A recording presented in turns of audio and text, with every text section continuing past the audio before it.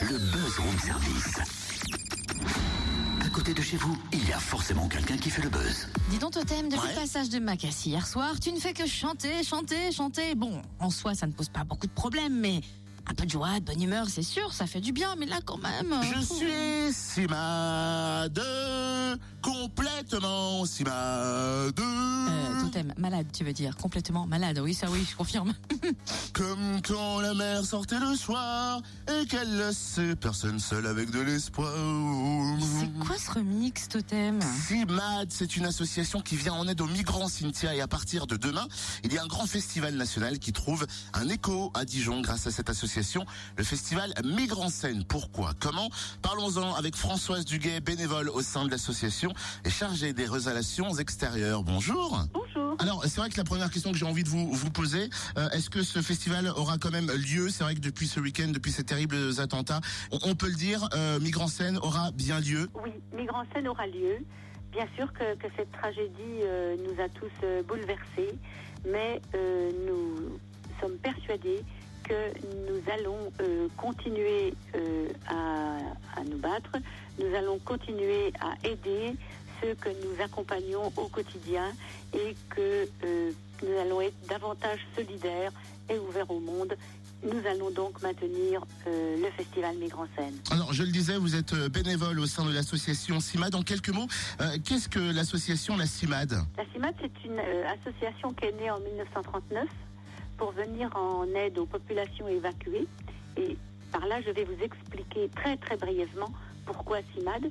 Parce que CIMAD veut dire Comité Intermouvement. C'était le départ de ce regroupement des associations protestantes et a été ajouté ADE auprès des évacués parce que les personnes de ces groupements de jeunesse en 1939 sont venues en aide aux personnes évacuées d'Alsace-Lorraine. Et c'est ainsi qu'est née la CIMAD en 1939. Quels sont les temps forts de ce festival Migrants Scène 2015? Donc, le thème a été choisi à l'hiver dernier. Et le thème, on peut dire que nous étions peut-être un peu visionnaires. On n'avait pas du tout imaginé que le sujet des réfugiés serait aussi présent dans l'actualité qu'il ne l'est depuis quelques semaines. Et donc, toutes les activités, toutes les manifestations sont en relation avec les réfugiés. Pour commencer le festival vendredi, une pièce de théâtre, Un fou noir au pays des Blancs, qui est un spectacle assez drôle, pour parler effectivement de l'intégration d'un étranger en Europe. Le samedi, un film sur les éco-réfugiés, c'est-à-dire les futurs réfugiés environnementaux sont présents en fonction des problèmes qu'il peut y avoir, des problèmes climatiques qui peuvent se présenter dans certaines régions du monde.